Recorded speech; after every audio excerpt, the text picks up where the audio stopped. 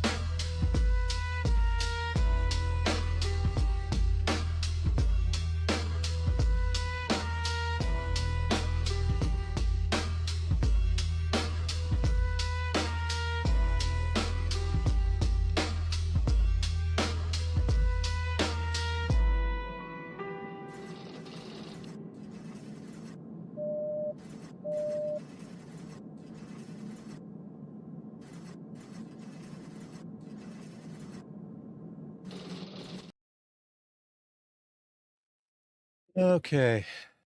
I have no idea if my sound is working, so give me just a minute here. Oh, shit. Nope, that's not working. I've got double sound. Double sound through my, let me try muting this. Okay, that's muted. Now I got to do a couple tests here. I don't know if sound's coming through here or not.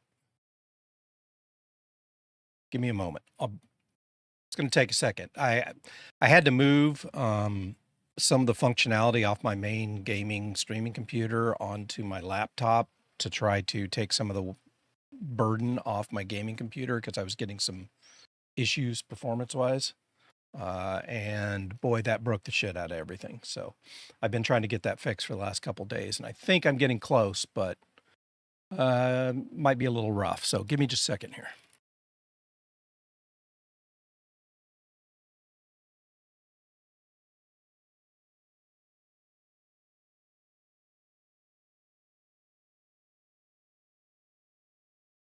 Check, check, test, test. Check, check, test, test, check, check, test, test. I'm getting double sound, aren't I?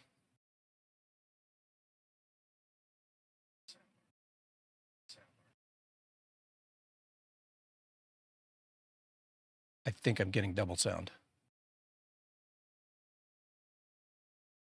Oh, wait. I got both streams open. Maybe that's why. Check, check.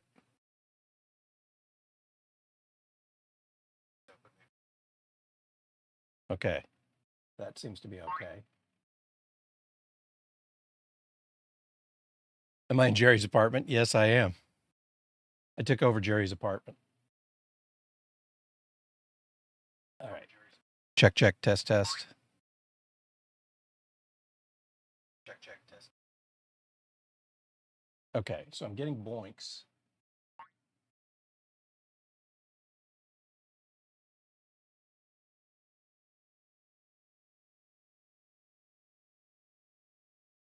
Okay. You can hear me? Okay, good. Trying to route some noises here.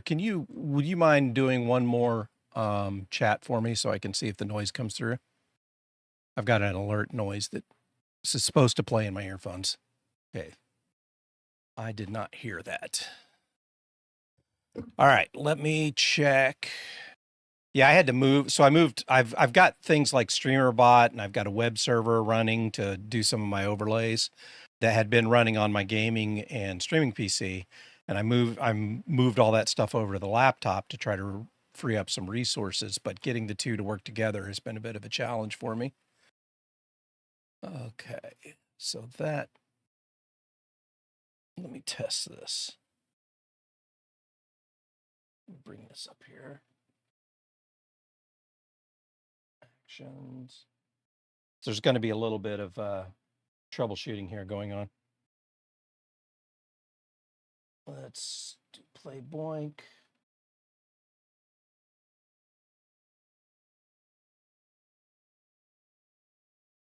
I had this working yesterday. I don't know why it's not working right now. Let me check.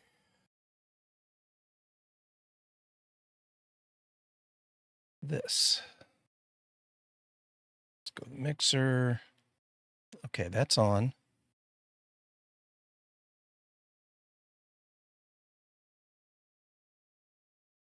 Now I got to go to Windows, volume mixer.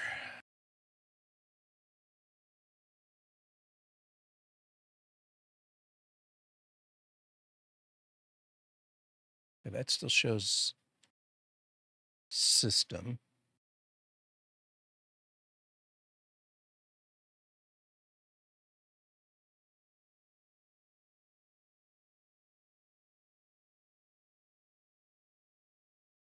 All right, let's see here. So it won't go through there, but it's going to go through here. theoretically. Let's try this again. No. So I know the boink's playing over there. But I'm not getting it through my line in over here. Let me reset this.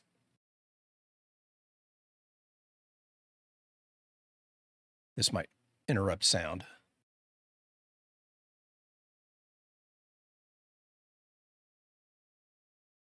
I'm resetting my external DAC here.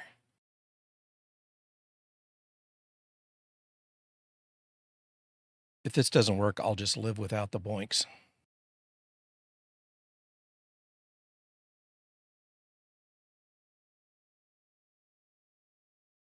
Okay, that's on.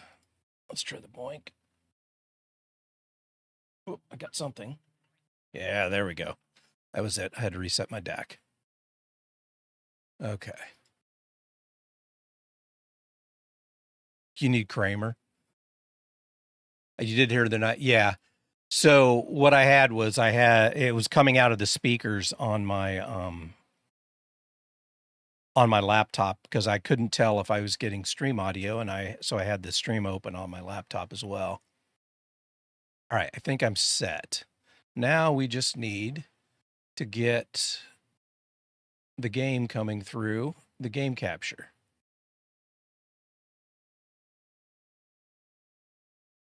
Capture any full screen application. It should be capturing.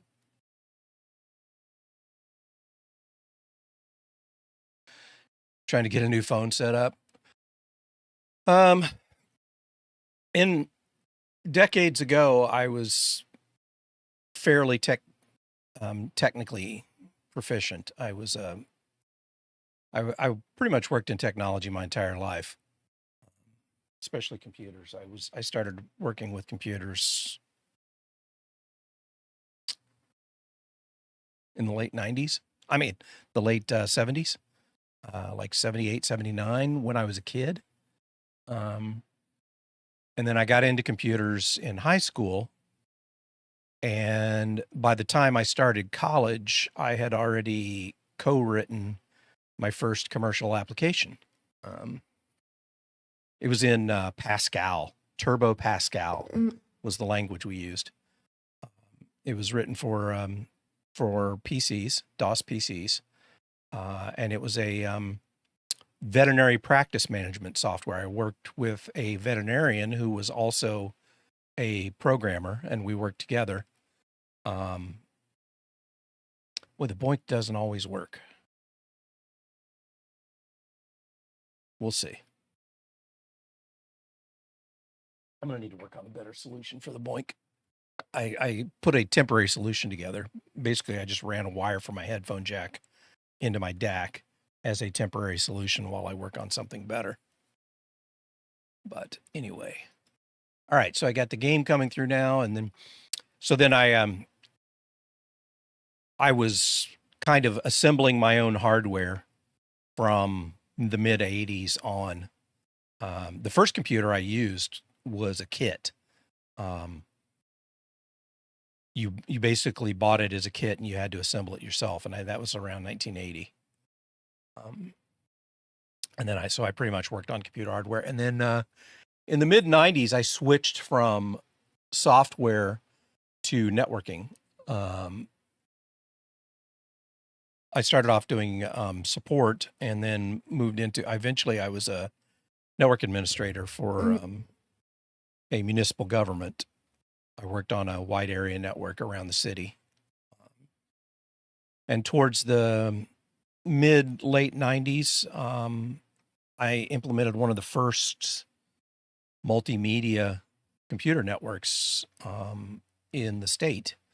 I wired up our airport in the city I lived in with I designed and acquired the hardware and everything and built a multimedia, used ATM, which was the technology back then. This kind of predates IP being a thing. IP really wasn't a thing back then. TCP IP. It was, but it wasn't very widely used. At that time, for local area computer networking, IPX SPX, which was Novell I don't know if you ever heard of Novell NetWare, but Novell NetWare was the big local area networking operating system. Microsoft's networking hadn't really taken off yet. And so anyway, I designed this ATM network, which ran their phones, their video, because they had a lot of cameras and they had to do a lot of video monitoring at the airport. So I ran their phones, their video, and all of their data, networking all of their computers all through a single network, which used an ATM protocol. And it was pretty cool because at the time it was quite fancy. Running audio and video over a packetized computer network was a pretty new thing at that time. There was no such thing as, IP telephony and that kind of stuff. So that was pretty cool. That was about the time I got out of networking and moved back into programming, and pretty much worked on programming from that point on. But yeah, for a long time I was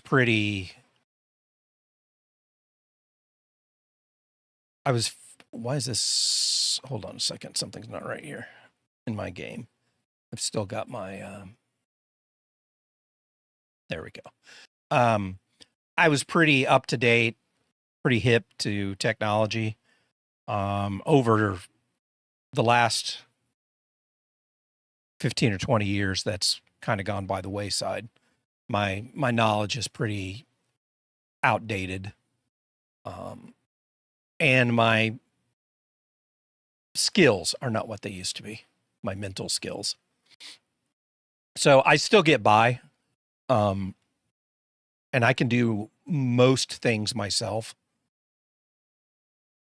But you've got the internet, right? So it's fairly easy to find answers now. Whereas before you had to have training in books and stuff. You might use some bulletin board systems and things like that. But yeah, for the last, I'd say, close to 20 years of my career, I was a software engineer. I worked for advertising agencies for a long time, or I specialized in serving advertising agencies. I wasn't necessarily an employee, but we were like a partner, and we would do a lot of the digital stuff for advertising agencies. Because at the time they were all, video, radio, graphics, print. That's where their skill sets lay, but they didn't really have software or internet, interactive experience in-house. So I started back in the 90s with a partner. We started a company where we did interactive work kind of before the internet really took off for that kind of thing. The internet at that time was pretty rudimentary. It was pretty much static pages. So we did that too. But we did interactive work on CD-ROMs. And by interactive, that was the label that was given to things that involved multimedia, basically, where you would have video, you would have audio, music, sound effects, sound, and then you would also have traditional programs that ran, and it was all kind of mixed together, right? It's what we take for granted now, because that stuff isn't considered separate. But at the time, applications were pretty much separate from video and audio, and especially like mic input and stuff like that. That wasn't one thing. Those were separate disciplines. And then we started working in interactive and putting out interactive CD-ROMs where we were combining all that stuff together. And so I got into that in the late 90s. And then we started serving advertising agencies, and we would start to bring that in-house. And then once the internet started to become actually something useful for advertising agencies, ad agencies kind of were at the forefront of developing websites and web presences for their clients. It was a natural fit because of the creative aspect. There's still a lot of, graphical and authorial, if that's a word, writing copy, were still the bread and butter of the internet at that stage. Still is, but that was like the lion's share of it. So it was a natural fit for your ad agency, your ad partner, your creative agency. They were still called ad agencies then. They were early called creative agencies, that kind of, at least for the most part. So they started to bring in the web stuff, and they started to bring in the interactive stuff. And so we would get the work from ad agencies. And so I did work for, and then eventually I got hired by a network of ad agencies. It was a network of 5 ad agencies, and I worked for them for a long time. And then I branched off from there. When I left that, I got really disillusioned with the advertising industry, because they're a bunch of assholes. I mean, the ad business attracts assholes like lights attract moths. A lot of cutthroat behavior, not just towards other ad agencies, but towards employees versus employees. Very cutthroat. I don't know if you ever watched Mad Men, but that's even though that was set in the 50s and 60s, that's still very much like what the ad world is. And they pride themselves on it. So I got disillusioned with that and went to traditional software development. And I worked in, I did some consulting for a while where I was doing work for smaller companies that couldn't afford their own in-house programming staff. And then I started working for one of the top 5 largest companies in the world at that point, working on their healthcare software, until I eventually got fired. Well, I got fired right before several of the key players went to prison, went to jail for what they were doing. And the two things are related, because I got fired because I was not cool with that. I wouldn't call myself a whistleblower, but I was a noisemaker. And plus, at the same time, they were starting to farm out a lot of what I was doing to overseas providers as part of their cost-cutting mechanism. It was all kind of lumped together. And so I got really disillusioned with that too. And I never went back, basically. I never started doing that stuff again. And then, that kind of folds into a lot of the problems I had, where I had health-related issues, insurance-related issues, deaths in the family, divorce, all that stuff kind of happened at the same time. And I ended up where I'm at now, which is basically, I don't have the physical capabilities to do that kind of work anymore. I don't have the mental capabilities and mental/emotional capabilities to do that kind of work anymore. And I'm too old. People don't hire 60-year-olds to do that kind of stuff anymore. So that's why you see me on streaming so much, is because this is one of the few things I can still do physically and mentally.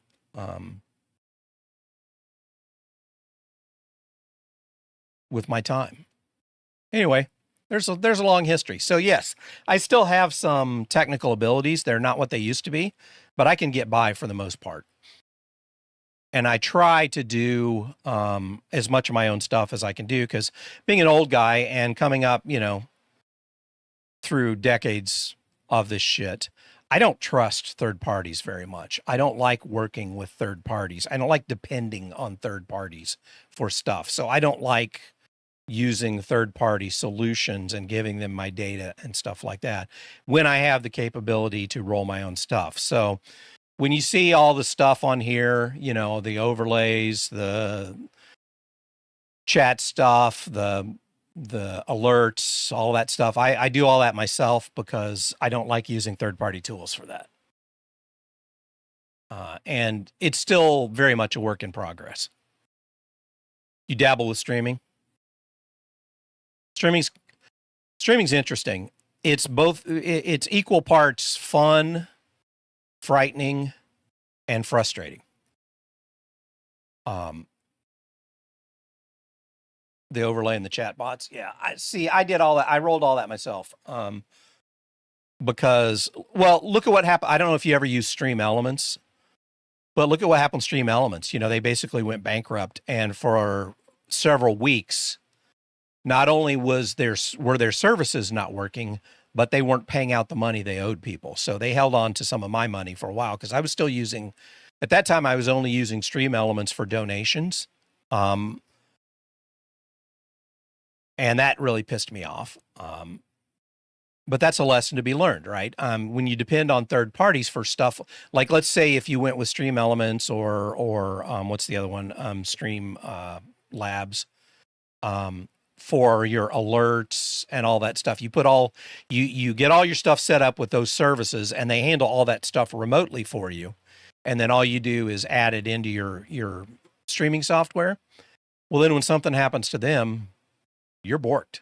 You're screwed. There's nothing you can do. I don't like that. That happens infrequently, and it's probably not a legitimate problem that most people would care about. But I care about that kind of shit. Drives me nuts. So I end up trying to do as much as I can by myself, and that presents its own problems. You know, it's a time sink, it's a mental strain, and it's not trivial.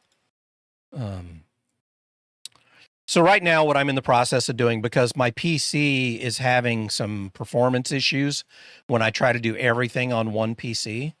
So I've started migrating some stuff over to my old laptop that I have from back in my working days. So I started migrating some stuff over there. And then I've got a Frankenstein PC that I put together with old parts that's sitting over here that I've started working on getting a LLM chatbot working on it. And I'm about 2/3 of the way getting that up and running. So soon, my BattleX bot, which is right now a kind of a fake bot, it's all pre-programmed canned stuff, will transition over to working off that LLM and be a lot more interactive. Because as I'm sure you're aware of, one of the problems I have oftentimes when I'm streaming is I get too laser focused on the game that I'm playing, and I don't pay enough attention to chat. Especially when interesting things are happening in chat while interesting things are happening at the game at the same time. It's a bit of as I've gotten older, it's more and more challenging for me to multitask and to split my focus among multiple things like that.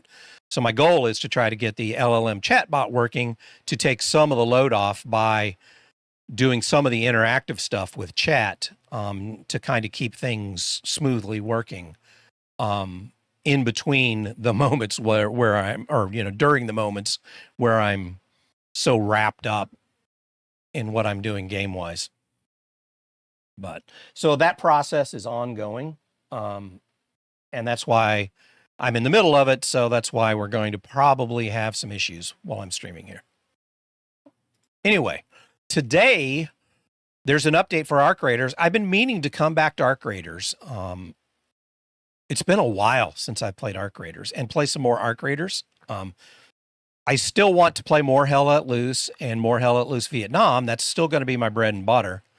But I wanted to get back to some Arc Raiders, and I wanted to get some daytime streams going. I haven't been able to stream in the daytime for a while now because of the heat. I don't have central air. And when we were getting triple-digit heat, there was just no way I could run the computer during the afternoons. But I managed to finagle a window air conditioner so I can keep this room at least reasonable temperature-wise, as long as it's not too hot outside. So I'm going to try some afternoon streams. So today is an experiment.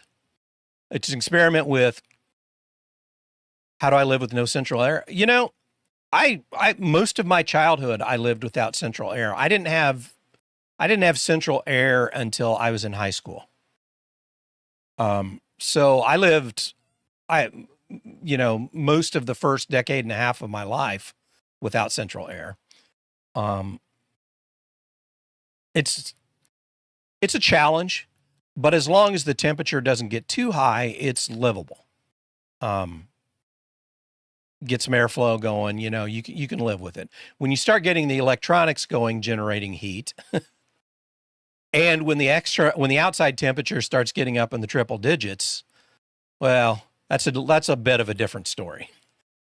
And that's where the window air conditioner came from. Is I've got some neighbors that had it, weren't using it, and they were a little concerned that I was sitting here without central air, and I'm old and not in good health. So